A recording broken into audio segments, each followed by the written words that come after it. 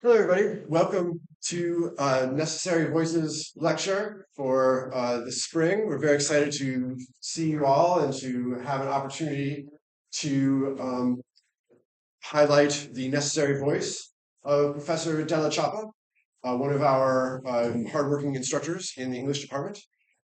This is a Necessary Voices talk. We are glad to be sponsored by the College of Science and Society and their lovely dean, as well as the University of Bridgeport community. Thank you to everybody who made this event possible, and thank you to all of you for gracing us with your wonderful presence. You are in for a treat. You may have heard of Faustian bargain. You may have been acquainted with the figure of Dr. Faustus or Fausto or sometimes just Faust. Sometimes just Faust. Who is he? What does he represent? Well, we're going to hear all about it today. Very excited. Let's give a big round of applause for Professor Della Cioppa, and let's learn from him and be inspired. Okay, so thank you very much for coming, especially my students. I know it's a break from the research project that you guys are hard at work at, so that should be fun. A little bit about me. My academic specialty is in comparative literature, what's called the English Renaissance. So the sort of the tail end of what we call the Renaissance, when the English language is being formed. This is sort of the time of Shakespeare, uh, the time of the beginnings of what we would consider, modern literature, basically stuff that you'd want to read. There's stuff before that, but we're not going to get to that. Before I start, I want to give a sort of caveat or a warning. That is, I'm going to be talking about very big topics, very long periods of history, okay? So things are going to flow and overlap, and it might be a little confusing because they're going all over the place. And the other thing is, I might say some stuff that's generally true, but not technically true on every level, right? So because I'm dealing with so many different topics at once, it's going to be difficult to sort of hit down every little detail. But I think in general, you'll see where things are going. You'll see when we get to that, um, what I mean by that. Okay, so the title is called Faust, Legacy, and Legend. And then I gave it a bit of a subtitle called The First Problem of the Modern World. And we're going to get into what that means. So in these images you see here, if you can see them, we have on the top left, does anybody know what that is, that building? Anybody know where it is? What city?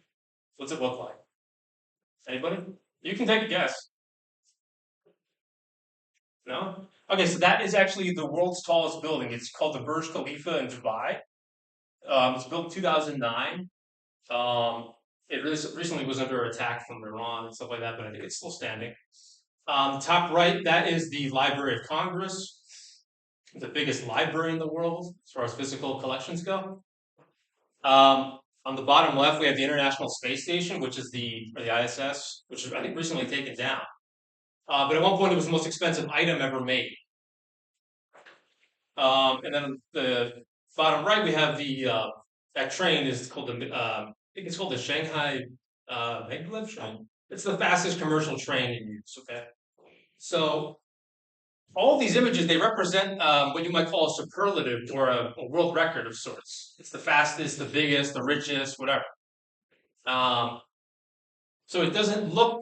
These images might be a little deceiving in the sense that this talk is about a story about a magician from 500 years ago in the Renaissance in Germany. What does it have to do with these images, very modern looking images? I think as the lecture goes on, especially at the end, you'll sort of see where I'm coming from, right? Okay. So the points of the lecture, what I want to do are basically 3 points. So what is the story of Faust? Different tellings of the tale in various historical circumstances. Faust and modernity. How is Faust the first problem of the modern age? What makes modernity different? Our age, modernity. And we're going to get into what that means. And then what I call the nexus point, the sort of principle you might take out of the story, which is the contradiction between an infinite imagination and a finite world of resources and possibilities. In other words, we can think about things as much as we want. We have an endless imagination, as much as we can, but the world has finite resources. We can only do so much. Okay. So let's get into the actual story here. So an overview. A deal with the devil. So we've all heard some variation of this that you sell your soul to the devil. He'll give you something in return, and you no longer have your soul. That trope or that story basically originates with this tale with Faust. Okay, so the setting is in the 16th century in Germany or the 1500s. What was called the Holy Roman Empire at the time. It wasn't called Germany. As you can see on the map, that kind of chaotic part at the top, that is the Holy Roman Empire. North of where you see that looks like Italy. Uh, you can see it's sort of a collection of crazy states, kind of all under one thing. So there's no Germany yet, but there's kind of a Germanic culture development, and that's where the story originates. And there's a reason for that. I'll get into it. So the basic plot: Faust is a scholar who is highly accomplished but bored and depressed. He has mastered all the subjects of traditional learning available to him and now feels confined. So he turns to magic. Magic meaning literally supernatural magic, not sleight of hand or tricks. Literally like the occult, what we would you would see in sort of Salem, Massachusetts nowadays with tarot shops and what's called witchy. It's that. That's what we're doing. So he decides, he turns, where was I? Yeah, so he turns to magic. He decides to summon the devil as a last resort. The devil appears to him as a demon named Mephistopheles and offers him a deal.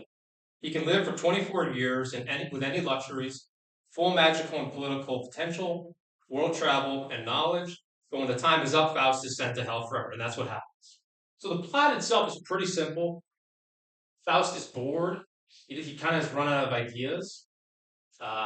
He does this as sort of a last resort for fun.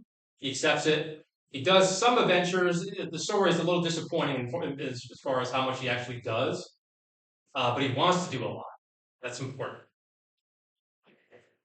At the time of the story in the 16th century or the 1500s, the devil and magic were very much considered real and dangerous. This was not a joke or supposed to be funny. So this was a very real.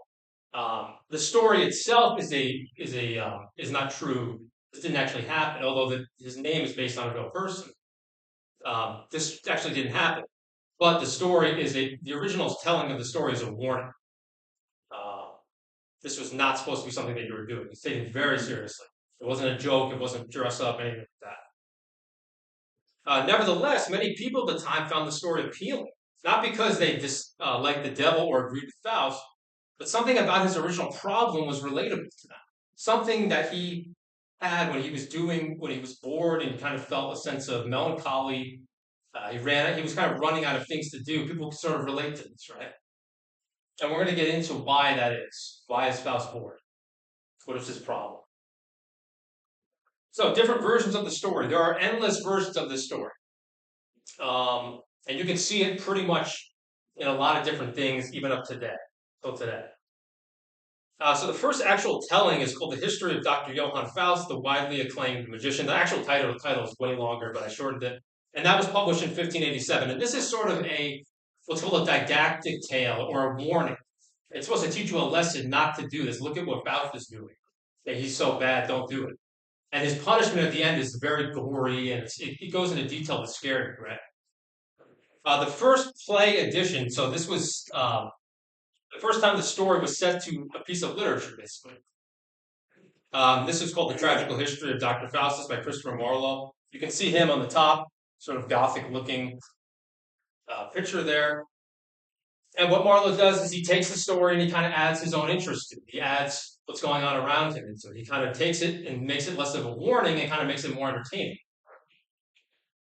And then in 1808 and in 1832, Goethe, who is probably the most famous writer in Germany, he's not really studied much in the United States or in English-speaking countries, but in Germany, he is kind of the Shakespeare of Germany.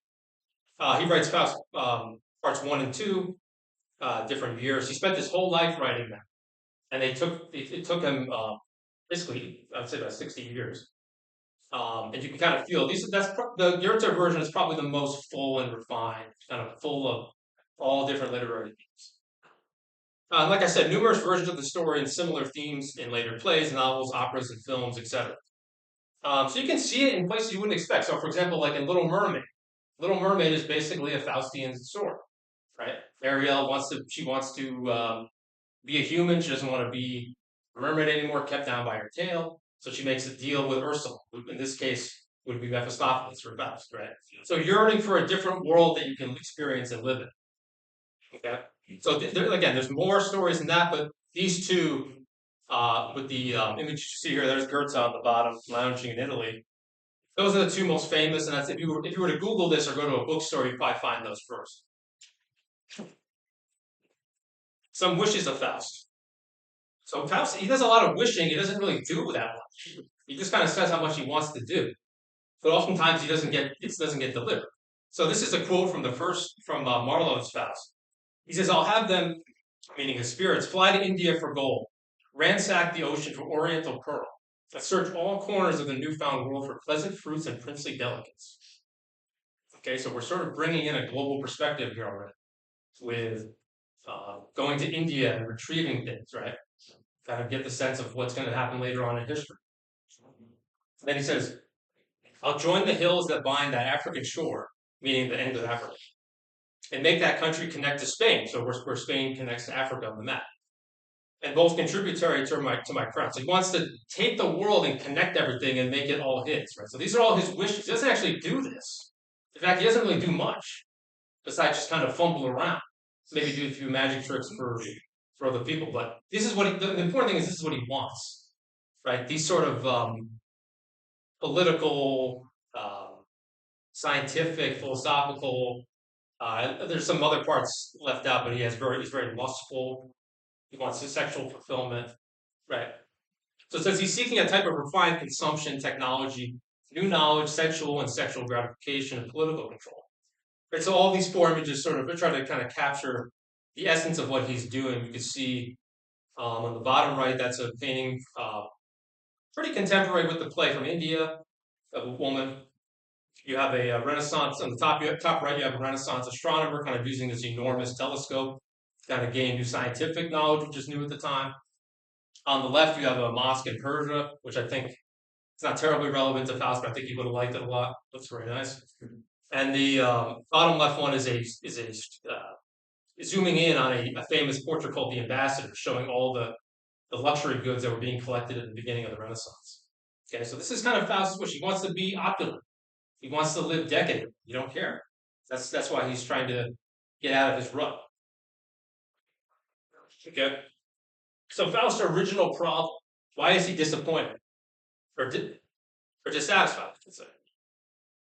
Dissatisfied, sad, depressed, melancholic. Something is wrong with him. He's not necessarily angry, but he has a sort of he's bored. What we would call bored. What they call melancholy back then, a very common term. So why would a successful scholar become bored with traditional knowledge and turn to such a radical solution, quote unquote? Faust says in the beginning of Goethe's version, and this is sort of a quote to show what he's frustrated with. He says, "I've studied now philosophy and jurisprudence." Jurisprudence is like philosophy of law, medicine, and even, alas, theology. And that's important because at his time, theology is the top subject. That is the most important subject. Okay. So if he's bored with that, he's got a real problem. From end to end, and with labor keen, meaning I worked hard. And here, poor fool. With all my lore, I stand no wiser than before. So he doesn't feel any better studying these topics. Scholars traditionally were associated with melancholy, but the specifics of Faust's wishes point to a larger problem happening around him. So this is true that at the time, and even going back to ancient Greece, intellectuals and scholars, academics, they're sort of typecasted as depressed. They'll never be satisfied. They're always looking for new answers, right? And that's what Faust is. That's what he's a scholar. He's extremely learned, right? But there is something different about Faust's wishes from other writings at the time or other tropes at the time, right? He wants to sort of take his depression and fulfill it through a type of consumption route. That's what he wants. He doesn't actually do it, but that's what he wants, and that's what's. So this is a Renaissance. I think it's a woodblock engraving or some type of physical engraving by Alfred Dürer, the German Renaissance painter, called Melancholy. You can see this woman kind of sitting there, all her academic and scientific tools. She doesn't really, she has looks like a compass, kind of just depressed and sort of done with it, right? Sort of like how you feel if you've been exhausted with homework or, some type of frustration after not understanding something. This is what Faust is feeling. Faust is written and popularized at the end of the 16th century, a time of profound change, to say the least.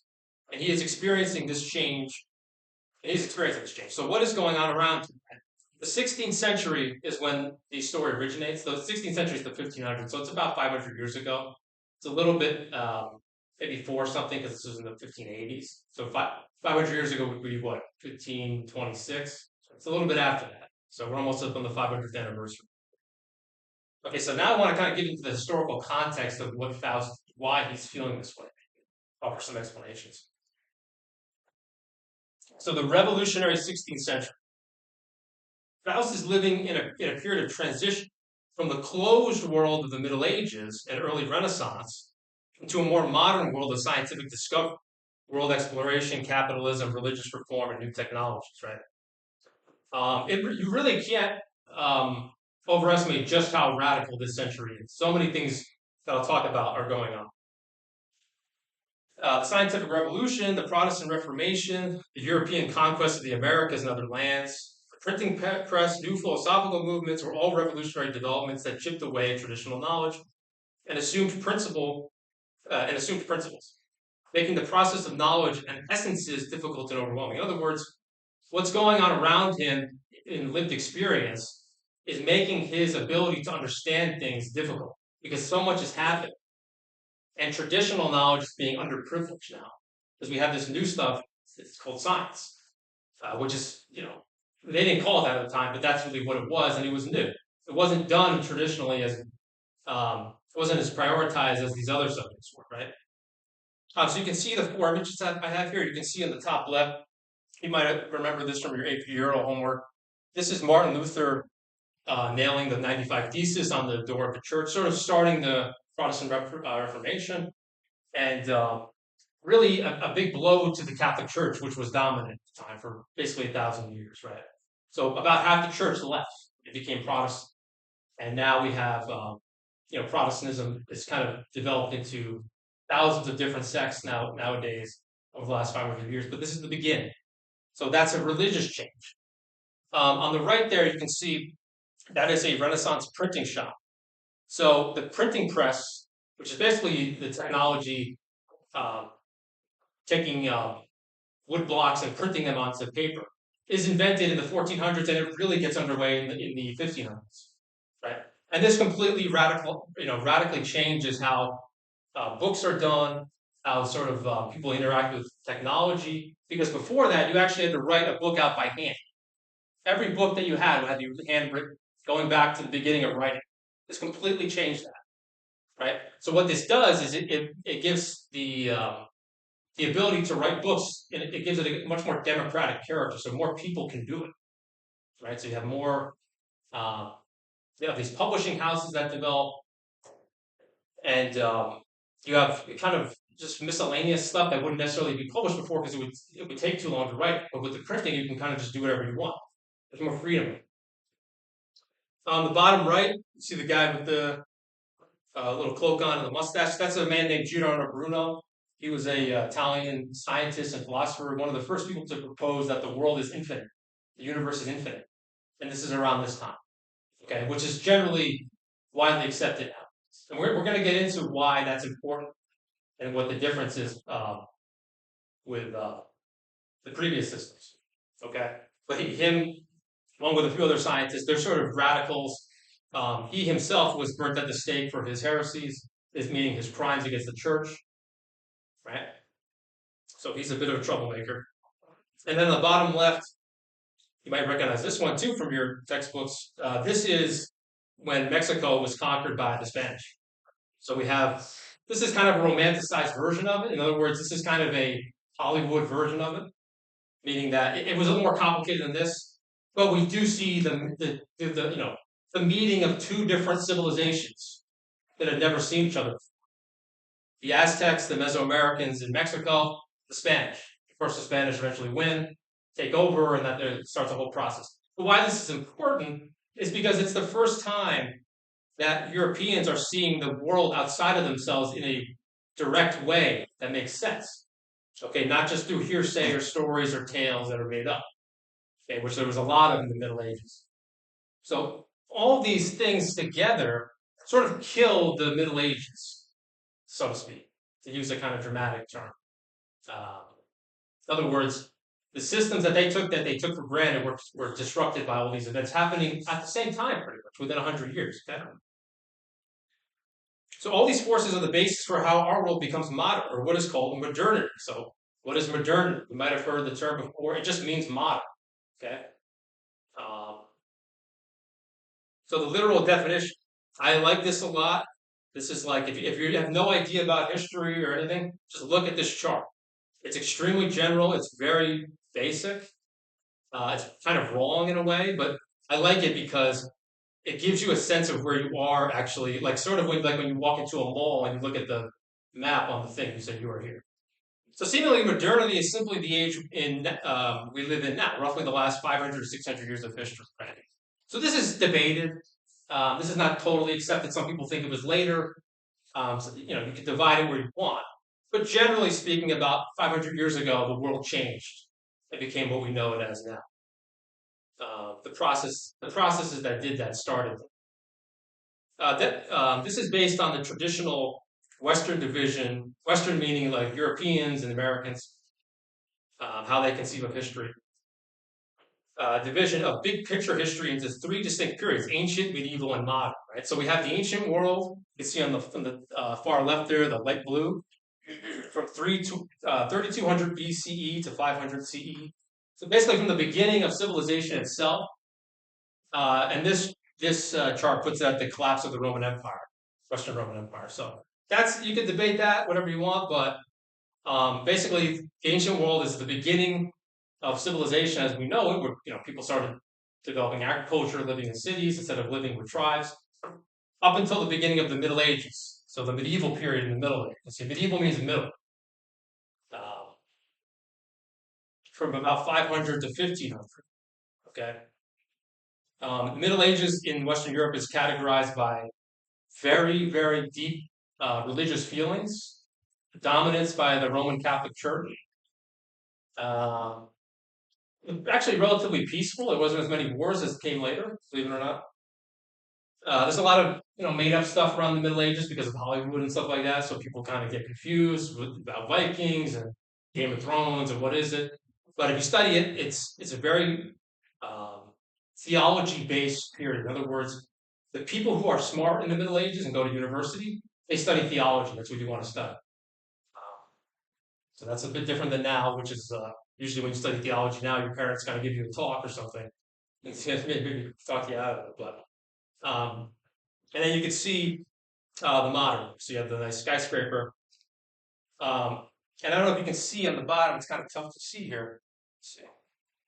Origin of Faust story. So right about 1500, the beginning of the modern period. You see where it says Renaissance and Reformation? That's right when the Faust story begins. So we're starting right at the beginning of the modern era. And you can see at the far right and the bottom, it says you are here. So that's where we are now, basically 2026. Okay. And like I said, this is a Western conception. In other words, it was made by Europeans. That's how they thought of themselves. Other civilizations, India, China, ancient Mexico, they did not think like this.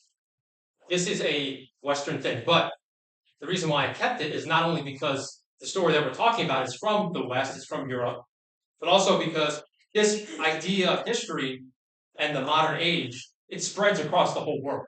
So eventually the whole world becomes modern. And that's why that's one of the reasons why the modern period that you see on the right is so unique. It's that it's global. Okay, and we're going to get into it. Okay. So this is where it might get a little confusing because I have to explain different things about why things have sort of what I call opening up, right? So if you look at the top left, you can see two different conceptions of the universe, right? The one on the right is the modern one, how we think of this, which is basically the universe is so big that we don't even know how big it is. it might as well be infinite. It might not be, but modern physicists are still debating it to this day. So in that picture, you can see that's all different, galaxies and whatnot, whatever. What you see on the left is the medieval view. So the medieval universe is kind of like a snow globe. It's enclosed. It's finite. It's like an arena. And outside of the arena is heaven and God. That's literally how they conceived of the world. So when we look up at the sky, we imagine that space just goes on and on forever. They didn't imagine. They thought it was enclosed.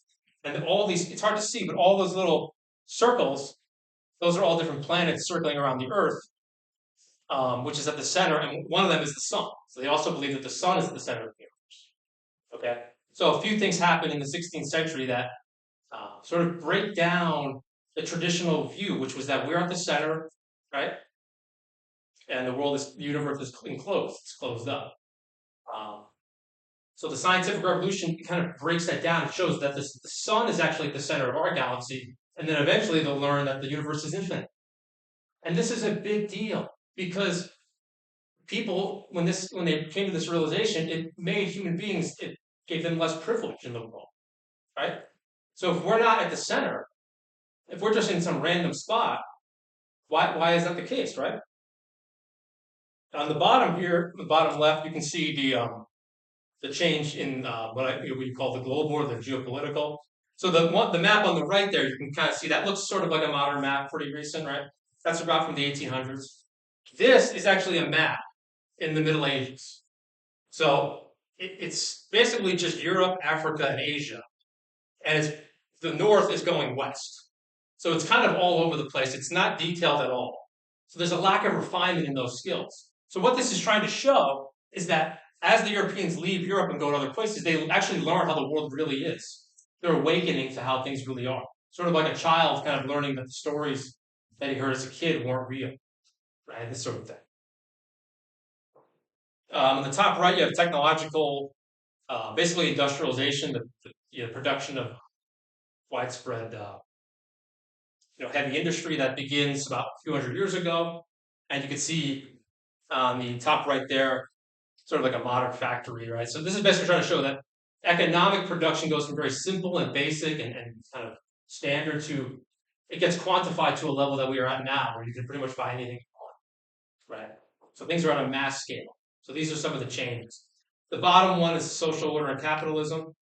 The social order of reality becomes different as well. In the Middle Ages, you basically had a few different groups. You had peasants, you had warriors, you had priests, and then maybe a few laborers, right? So you can see the one on the far right, that image from about 100 years ago showing the capitalist system, which is basically what we're still in today, where you have peasants, you have the middle class, you have the upper middle class, you have the lower middle class. You have people doing all sorts of types of jobs that didn't exist before, okay? We have people who are middle class who say they're lower class. We have upper class people who say they're middle. It's all kind of confused and complicated, right? So these are some of the changes that have happened over the last few hundred years. And this is what Faust is beginning to live through. He's getting thrown around by this. It's nerve-wracking. Okay, so another slide on what we call modernity, the last 500 years. And I'll go over these images in a bit. So starting at the time of the Faust legend in the 1500s and based in the radical changes in the European world over the last few hundred years, modernity is generally shaped by technological and scientific progress, loosening of certain rules and restrictions, and often the rise of individual political and social rights. Okay, so we see what is called industrialization, which is basically just widespread production of goods. Okay, so this is how we have so much stuff now through these machines, discovery of steam power, that sort of thing. Transportation, which is very quick. Before trains and planes, you basically just had to kind of take a carriage of some sort. Scientific and technological progress is very important because this is really when it starts to begin. And you can see that in the bottom, the two images on the right. The one on the top, which is Charles Darwin's Origin of the Species book, which proved that human beings evolved from a type of primate that came before us or contemporaneous with us. And then on the bottom right, you have a French scientist, a chemist in the 18th century, sort of developing a lot of the stuff that would eventually become modern medicine. Right. So all this is happening. On the top left, you have an airplane, an earlier airplane, something that thought could never be done. And then on the bottom left, you have a kind of early industrial, uh, looks like some type of lever. I don't know. I think it's some type of steam engine. I forget. But in other words, these are all mechanical developments that are new. Okay. And I can't stress this enough.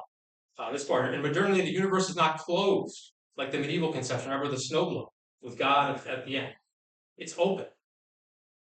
Open and infinite. Scientific discovery is taken seriously. It's not put on trial. It's not punished. And generally accepted. Technological progress is heavily promoted. Okay, say still to this day.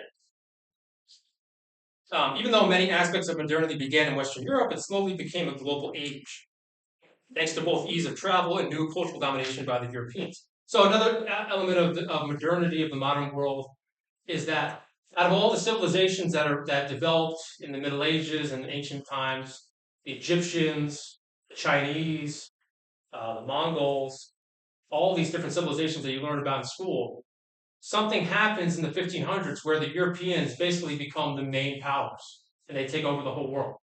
Okay, and we're still living with that reality to some extent now. And we're going to get into that a little later about its economic elements with that.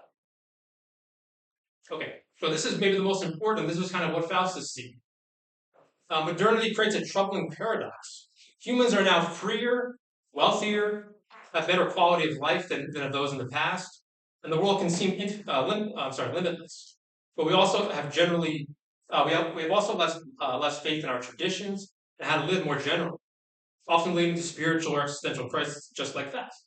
So you might not have encountered this yourself yet, but if you read any humanities work, if you do any sort of classes on literature, art history, philosophy, you're going to come up to this idea of the issues with the modern world, the specific problems that it faces that we have now, right? Where we have this infinite universe, sort of chaotic. We have a lot of technology, but we're kind of in the adult period of civilization, so to speak, in general. Okay. And you can think of it as not to be demeaning to the previous generations, but for the previous periods of history, but they're sort of almost in the childlike period. They didn't know how things work, right? So this kind of creates a certain situation that we're still living. Okay, global modernity, a clash of visions. Just like Faust, who wished to conquer the world and experience all its luxuries, modernity has become truly global. It affects almost all the world in various ways, often in paradoxical or conflicting ways. I say almost all the world because there still are peoples in the world that are isolated, very few. There's a few in Brazil and Papua New Guinea, but most of the world knows about the world, so to speak. You see what I mean? They know there's other people out there, they know these technologies. In modernity, we have the infinite vision that Faust had, but with limited resources. Our hell could be overstepping our production and consumption, leading to environmental decay, further inequality, and even ignorance. Right? So if we just keep consuming, like a lot of people's, a lot of the logic that a lot of capitalist systems have, it could lead to environmental decay, more inequality, and even ignorance, forgetting about how things are, what knowledge is, right? Now that modernity is global, the problems of inequality and sharing of resources have only become more pronounced. Freedom is often guaranteed in law, but not always in economic reality. Okay? And these four images all show paradoxes of modernity. So on the top left, we have an Iranian official checking out the nuclear, whatever that is, the nuclear thing that does nuclear stuff. In other words, the paradox is that Iran is basically a theocracy. It's run by a group of religious clerics, right? But they're also heavily advanced in science. One of the most advanced countries in that region. So to them, there's no contradictions between those two things, right? Even though they arise out of different civilizations. On the top right, we see those are urban workers in Dubai. Mostly they come from India, and they basically live under a system that people have called slavery or indentured servitude. They live in very, very miserable conditions. And of course, these are the workers that are building up Dubai, a big fancy city that everybody wants to go to, and has all the cool stuff. These are how the workers are living oftentimes, right? Terrible conditions. On the bottom left, we have robot playing not chess, but a Chinese game called Go with a woman in China. So we have an AI robot. China is very advanced with physical robotics, AI. Playing a traditional ancient game of Go with this woman in China.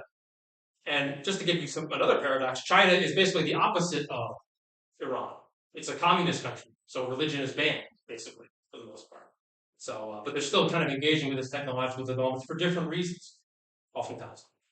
And then the one at the bottom right is a Egyptian statue in this new Egyptian museum that's being built in Cairo, Egypt, which is kind of very modern, sleek-looking building, huge construction project, showing off all the goods and the things that like civilizational things that people want to see from ancient Egypt. So it's a modern day country taking their history, right, and making it marketable to people at a very large scale because they know people like ancient Egypt. Has very little to do with the modern state of Egypt, though. So these are sort of just kind of getting into the paradoxes of what the modern world looks like sometimes. So this is a sort of little thing I have at the end. In short, we encounter the problem of our consumption and enjoyment held up not by the devil, like Faust did, but by real human beings laboring and living among us, right? So a lot of the stuff we want, it requires a huge global supply chain, often people living in bad conditions, right? And we're part of this system, whether we like it or not. Okay, so this is the third point of the lecture, and the last point, what I call the nexus point, imagination and reality, sort of the problem we have to face that comes from this Faust story. So our world has finite resources, but our imagination for production, consumption, development, etc., feels endless, right? In other words, we can imagine anything we want, but we can't actually do it. Sort of like Faust. Two interlinking problems arise out of this principle, right? The first is how do we balance this? How do you kind of deal with that to begin with? We don't want to give up economic production and improvement, but we often can't decide on what to prioritize to make, to consume. All this while trying to make the world fair and more equal adds another element of difficulty. Remember that as the world gets more global, connected, inequality can increase because people are, we're going to get into this in the next slide, people are living in, very lopsided economic conditions. And the second one is what type of consumption satisfies us anyway, right? So what do we buy that actually and use that we actually like, that has meaning to us? The basics that make life easier and more enjoyable are clear. But is all modern technology really improving our lives, right? So this slide is dealing with the first one, capitalist production inequality. On the chart on the left, you can see the what's called the relative growth of after-tax and transfer income in different tax brackets in the United States. So you can see right where it kind of breaks off, it kind of going smooth together, and then right about 1980, it kind of just goes all over the place. You can see the top 0.01% are all the way up there. The 0.1% are even further below, and then it goes down and down. So you can see the growth of wealth inequality in the United States just within that country, right? So capitalist production relies upon what will generate a profit for a given company, not what is necessarily agreed upon to improve the life of a consumer, right? So these products can improve our lives, they often do, but that is not the point of what the product is. The point is to have the company sell that product. While corporate production creates a wealth of goods that improve life, it also can use marketing to trick consumers into thinking they need certain goods, artificially disrupting consumer satisfaction for profit. So the company could use a certain ad that looks appealing. It could show a certain person wearing this or using this item, this good, that makes you want to get it. You didn't even think of that before. Now you have to buy it. So it artificially creates a type of dissatisfaction that wasn't there before. And then on the right, this is kind of dealing with a more global problem. This is showing wealth inequality on the globe, and you can see how pronounced it is. So in the green, you can see the United States and Canada, Western Europe are all green, Australia, very wealthy, very successful countries. In the yellow, red, sort of like orange colors, you can see the poorer countries, right? So these are countries that are in the bottom 50% of per capita income, meaning that that's what they make per day or per year. So with a global market, Western countries, Western means United States, Europe, right? The countries that I was talking about that kind of went everywhere and explored, conquered. Western countries often continue to exploit cheap labor from the global South, which is red on the map. The global South is what used to be called the third world. It's not used anymore because it's a bit of an outdated term. But it basically means those countries that are sort of outside of the Western sphere of influence. Maybe that's red on the map. Furthering global inequality. So Faust's vision of a global domination, which he had, remember in the beginning, he wanted to kind of take over the world, these political dominations, took on real historical form as Europeans colonized the world. We are still living with the repercussions. So you can see on this map the actual living data of European colonialism, essentially. There's some exceptions there, but you can see a lack of development that's equal. So it's sort of scattered and extremely unequal. Okay? And this gets into the second question, technology, consumption, and well-being. Technology and consumption that improve material conditions have generally been accepted as purely positive developments without much pushback. So, for example, household appliances, modern transportation, medicine, electricity, sanitation, these are not usually controversial, they're usually welcomed. These technologies are often liberate us from meaningless labor or clearly and directly improve our lives. So we can see how modern medicine can improve our lives, refrigerator, these sorts of things. And then there's other types of technologies. Other types of technology / consumption have been controversial since their first introduction and often continue to remain so. For example, television, internet pornography, excessive shopping, smartphones / social media, etc. Just kind of get the point. Stuff that we consume and use, it isn't necessarily bad, objective, but its connection to our well-being is a little bit more ambiguous, a little bit less clear than stuff like medicine and transportation and these sorts of things that are basically we need, basically, or else we're going to return to a state when we didn't have it. These technologies often produce a type of short-term good feeling, right? So think of social media, right? The television, but don't always directly contribute to a sense of well-being. Right? So these are sorts of questions about technology that in the second branch, the second subtype here, you hear people talk about this all the time, right? We have some examples here of some different medical journals. Is technology use leading to the demise of our mental health, leading to demise of our mental health and well-being? Increasing digitization is associated with anxiety and depression. The internet and loneliness. Okay, you can find thousands of these online, right? There's books written about it. Right, it's a very hot topic. So those are trying to kind of juxtapose or contrast these two different technologies that we use. Technology and control. Okay, I love this image. This is a robot called Neo. It was just made. It's not ready to buy yet. It sort of fumbles around. But basically, the idea of this product is to basically be a household mate, to just do stuff around the house that you don't want to do. It's really sloppy. If you see, there's videos of it on YouTube with the CEO kind of trying to hype it up. It's still really lacking a lot of stuff. It also looks pretty creepy, and I don't know why these tech designers always have to make it so human-like sometimes, but nevertheless. Sure. So what might categorize our age as distinct from Faust and even later modernity, meaning the 1800s and 1900s, is that there is an increasing feeling that the technology is beginning to control us rather than us controlling it. Right? So this is something completely new. Totally new in the history of the world. Not even Faust could dream of technology that he would not have control of. So major questions of autonomy, freedom, and personhood are required to be addressed because of this, and they won't be easy questions. Won't be easy questions with clear answers. Okay. So this robot is a good example where when it does get developed to the point where it can do stuff without fumbling and stuff. What is this going to do to our lifestyle? It'll take care of the chores, but there's a weird robot in the house now. So we have to think about that. Does the robot have autonomy? Right. This is the questions that some of the questions that Dr. Lace has addressed in his book on AI. Right. The sort of dealing with this sort of thing. Right. This is more of a physical representation, but you kind of get the point. Okay, so the current situation and going forward. our current situation remains Faustian, or like Faust. Like him, our world is opening up, right? We have all these new technologies and especially stuff related to artificial intelligence. But instead of looking for new lands and new theories, we are often at the behest, or we are often kind of controlled by new digital development, something that can ironically feel more claustrophobic or overwhelming.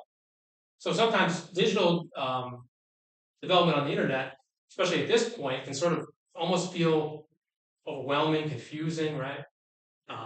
You have to learn more stuff. Maybe it doesn't always kind of give what it promises, that sort of thing. So recent technology forces us into a world of shadows, so to speak, a simulation of reality which can trap us in social isolation or alienation. Non-conscious consumption, meaning sort of just consuming stuff you see without really thinking about it, buying stuff online, right? And thinking, exhaustion, and even ignorance, right? So this could happen. And when I say a world of shadows, I'm talking about a sort of idea that some philosophers talk about, which is this idea that the digital world or the analog world, the world you see on the screen, can sometimes replace your actual reality, and that's what shapes your mind, right?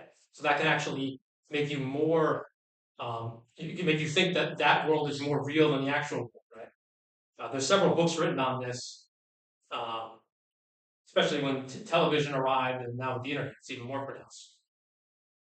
The entire world has been discovered, which is something that I don't think many people actually talk about much. That pretty much we know where everything is in the world. Okay, so for a long time they didn't know where stuff was. Maybe there's Antarctica, but it's like somewhere out there we're never going to go. So it wasn't until about 100 years ago that pretty much the whole world was discovered. And I think this is kind of an interesting thing that it doesn't get talked about a lot, is that the world is pretty much discovered pretty recently, all of it, right? I mean, there's still very remote areas of the world. So, for example, like in Brazil, in the Amazon rainforest, it's extremely dense, extremely huge, and the Brazilian government doesn't let people go in there. So there's still probably areas that we haven't seen in there. There's probably animals we haven't discovered, that sort of thing. But pretty much the world is discovered. I mean, we know all the countries, we know all the oceans. The ocean itself hasn't been discovered too much, but that's a whole other thing. The internet has lost a bit of its initial charm, right? I mean, I would say that there's sort of the gusto or the spirit that people were excited about the internet about in the 90s has sort of declined, and it's kind of become normalized. It's not boring necessarily, but it's definitely not as exciting as it was, at least for me, maybe for other people. And we might need something fresh to keep us going. And what will that be? Probably something on the internet. Because where else do we go? Right? So we're kind of, it's a bit of a situation where you're a little stuck. Okay, so this is all these are trying to show, to kind of bring it back to the original Faust story. I don't want to get too far away from it. Is that Faust, he lives in a world, he was born into a world that made sense. Okay, this is there, that is there. These guys do this. You know, men and women do different things. You know, whatever. Um, he has a crisis because as he grows, the world is changing very slowly, you know, compared to now, but nevertheless, it is changing. The century that's happening around him, making him feel a little bit anxious, overwhelmed, these sorts of things, right? So we have you know, even though you know, one of the kind of main points of the lecture was to sort of show how, you know, Faust is sort of the beginning of this period where what we call modernity, the modern world, first problem of the modern world. But he can kind of see it already happening in him, these sorts of things, right? And that isn't to say that people before Faust didn't want to have sex or have cool technology. It's that there was a specific crisis point in his head about this, and that's what's important. So going back to us, I'd rather have you think that, or at least I would argue, that Faust is not relevant to us, quote unquote, to bring back to think about for ourselves. The story is actually driving how we became who we are now. See what I mean? So it's a fundamental myth that sort of brings in this type of thinking rather than just us going back and kind of retrieving. Okay, so in conclusion, much of the themes of modern literature are contained within the Faust stories. That's what I just said. Spiritual struggle, isolation, desire, sex, money, capitalism, science, etc. This is just my personal opinion. I recommend starting with Faust as a reading if one is interested in these topics. Maybe more than other. If you wanted to read something this far back, maybe start with this because it feels very modern. It will act as a guide of sorts to make sense of historical development, see how the world became after that, right? So maybe if you had an English class and you're reading some old book and you're like, I don't know, these guys are talking weird, it's boring, I can't relate to them. You're not going to find that with Faust. Okay, it's going to seem like somebody. It's going to sound a little old, but the feeling that you're going to experience is the same as his. So this gets into the second. It's not an old book about a dusty old scholar who we can't relate to. It's something visceral, meaning it's something that kind of gets you in a, federal, innate, meaning that sort of something that every human can kind of relate to at some level. And almost shocking, often written in language a lot clearer than other Renaissance dramas and poetry. So we've all had to read Shakespeare in our English classes, and it's a little dry, right? If you had to even read older stuff like the Iliad, even stuff from pretty recent can be pretty dry. Might be kind of difficult to read, but this is not Faust. It's sort of, it'll kind of punch you in the gut. So that's why I kind of recommend it. And then my last point, this is kind of just this is a personal sort of thing. Remember, what we call the Renaissance is not simply a period of refinement in the arts or rich Italians getting even richer, right? So people think of the Renaissance, they think of Italy and the great paintings and buildings that go there to visit, right? It's not just that. It is that, but it also was a change in how people think. It's quite literally the beginning of our consciousness, of our mind, and how we think about the world and what we make it. The Faust story is the culmination and guiding direction for who we are and what we struggle with. And I say we in a literal sense that the world is struggling with now. As I remember I said that modernity is a global situation. It's not just confined to certain groups, right? The whole world is experiencing. So if there's anything, just to kind of end with this, if you are interested in the story, I would start with the one by Christopher Marlowe, the guy at the top with the black and white picture, sort of gothic looking. That's kind of the beginning of a sort of, like I said, a punch in the gut type of story. And Marlowe was a contemporary of Shakespeare. He was his friend. They were born 2 months apart. Shakespeare's obviously much more famous, but Marlowe was sort of a crazy guy. He lived on the edge, and he related to Faust, and that's why he penned it. That's why he wrote the story, or took the story and kind of made it into this plot, right? So just keep that in mind as you go forward. If you're interested in literature, if you're interested in any of the topics being discussed here, you can kind of go back to the Faust story, pick it up there, and you can see that you can trace this to the origin point of what these problems that we struggle with today. And that's it. Thank you. Thanks, Mark. Thank you so much for that wonderful presentation. I feel like raised a lot of fascinating questions and comments. Would anyone like to start off our question and answer period with a question for Dr. Professor Della Cioppa about anything that he said in his talk? I mean, I have one. Maybe to start us off. Yeah. You want. So I don't know. I mean, I think one of the things that I think about Faust and his his issue, his problem, he wants knowledge, but isn't the deal that he wants it? He doesn't. Why does he want knowledge? What is his purpose in wanting knowledge? It's sort of this like obsessive, acquisitive kind of approach to knowledge, and in a way, I think in the Faust stories, that's what's demonic about it. That it's not tied to any like spiritual values or higher purpose or human connection or whatever. And and that's ultimately what damns him. I feel like it's not the knowledge itself; it's the sense of wanting the knowledge without like the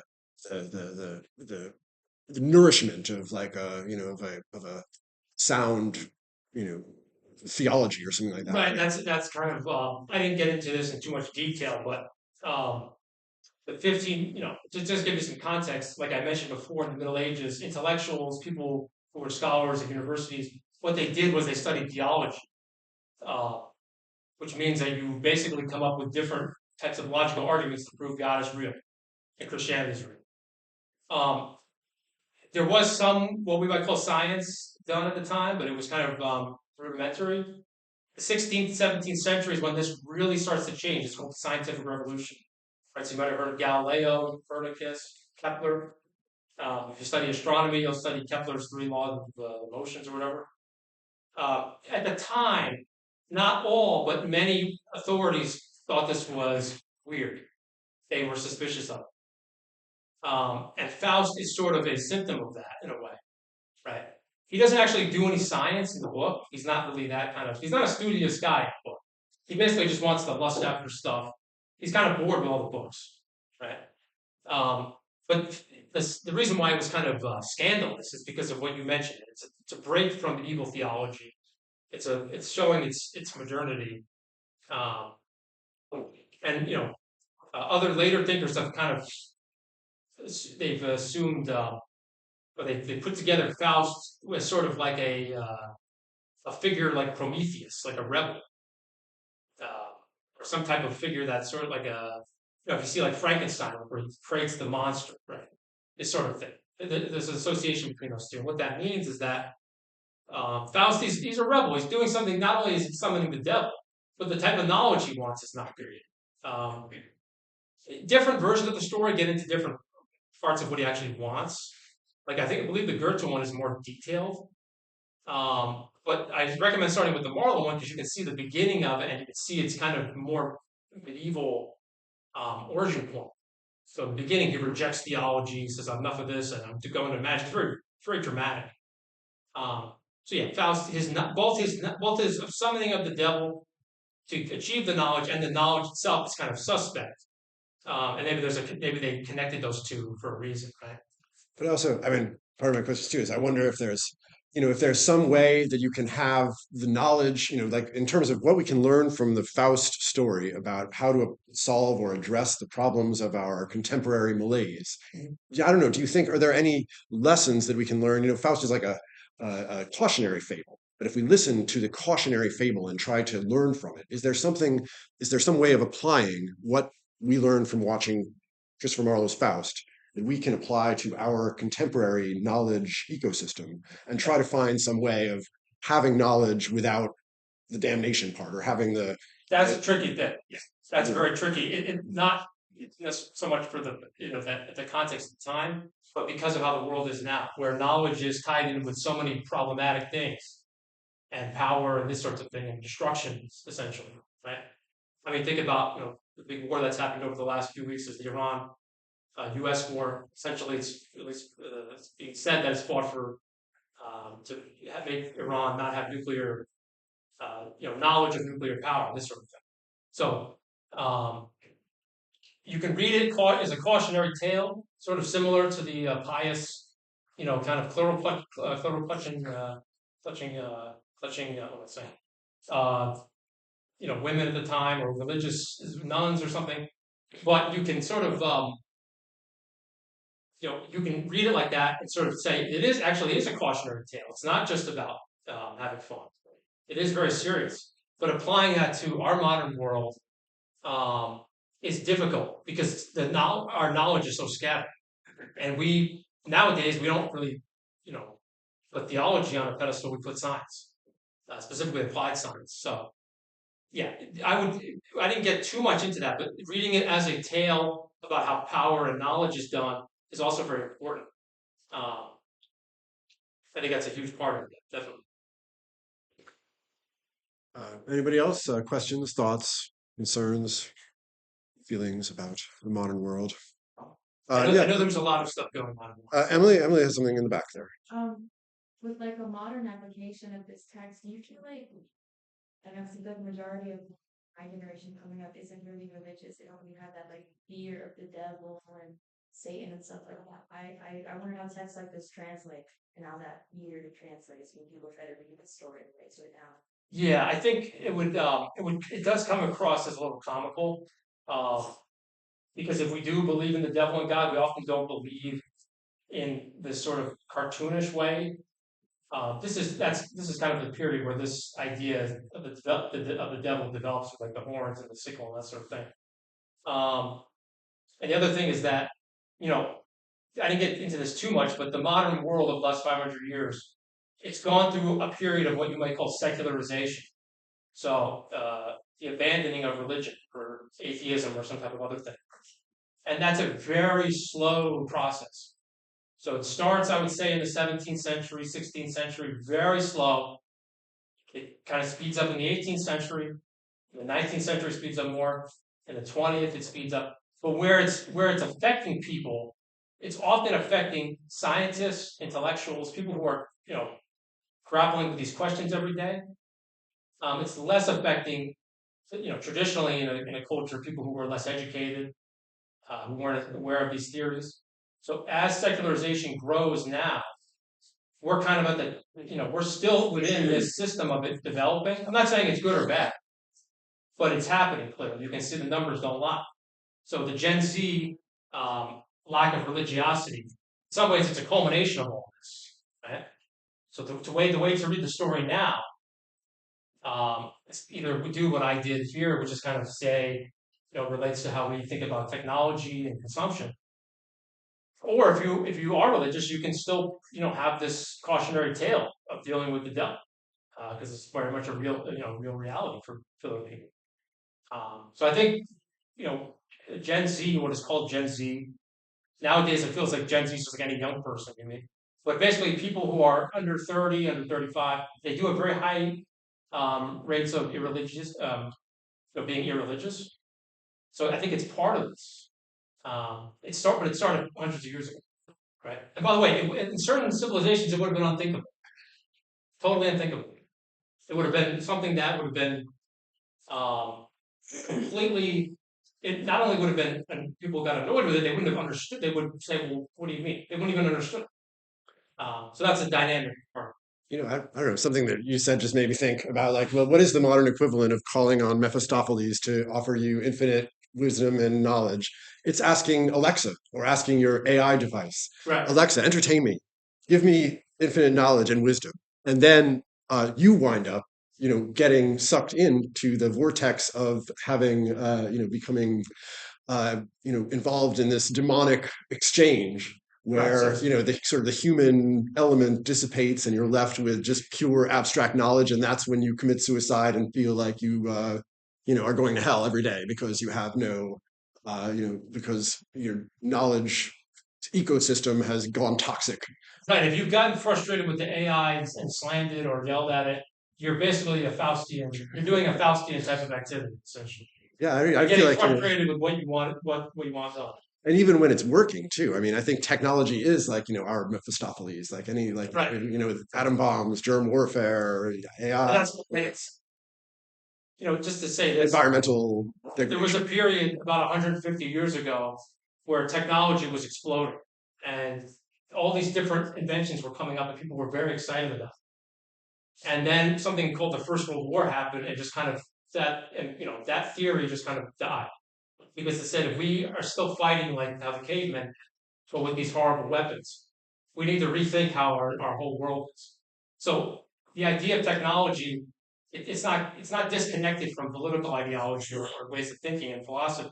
It's very important to keep in mind, both for yourself and how people in general view it, right?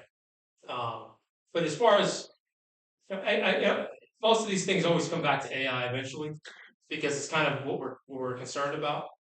And I would say that right now, AI is not. It can be a little intimidating. I think its biggest intimidation factor is that it might take your job. Not that it's going to kill you or something, but that's going to be an economic threat. But that's a huge. That's very important. So that is scary. We don't look at it like the devil necessarily. Some people might, but most people kind of have a nuanced view on it. But it does serve this purpose as a sort of a non-human thing, getting information. Yeah. Nagel, you have a question? Yeah, why did you choose topic to talk about? Well, I was okay. So I'll get into. I was interested in this story when I was younger, because the guy here, I'll show you. So this guy in the bottom with the big hat, lounge in there. I was reading him, Goethe, and he's a famous writer in Germany. And I kind of this story sort of stuck with me, right? And when I was doing my master's in graduate school, I decided to write my master's thesis on the original Faust story, which is the guy at the top, the black and white one, by Marlowe. So this guy kind of fell into this academic specialty first from an interest, right? Just reading, and then I got into an actual academic trajectory. And then Dr. Lace, when he met me, he was very interested in this. He saw it on my CV, and he said, "Oh, that's the questions that I'm dealing with in the master's thesis are very specific on one thing, but he invited me to do this. He thought it would be an interesting way to connect this old story to what we deal with now." That's a good question. Thanks a lot. Anybody else have any other questions for Professor Della Cioppa before we adjourn? Well, I just have one more big round of applause. Thank you so much, Professor Della Cioppa. Thank you. Now go out now, and now you're a little wiser in your relationship with technology and your relationship with Mephistopheles. If you summon Mephistopheles, don't do the deal. Don't do it. It's as simple. That's I think that if the devil asks you to do it, it might sound good at the time. It might sound very tempting, but now you know. Just say no. Walk away. All right. Thanks a lot. Okay. Thank you.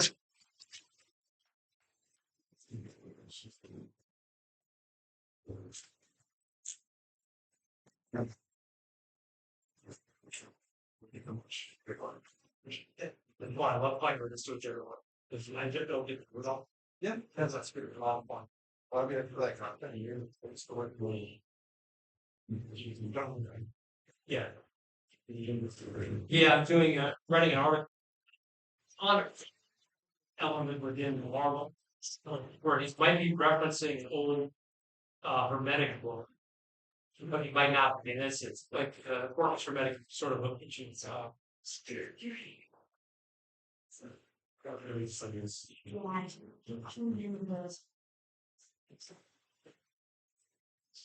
This was a high thing. Yes, I think I've seen it before places. New York second, at least God's not sense. Oh, for all time, I caught it. Or coming out of the oh, it's really Right. thank you very much. The virtual version or the Marvel? The Marvel. Okay. Very inspired by Marvel. It's great. I just emailed you actually.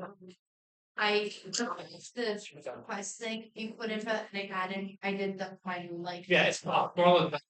And all of that I for American. If I'm teaching it, it's going to be very. I was out. More accessible. But yeah, I just so. Room check.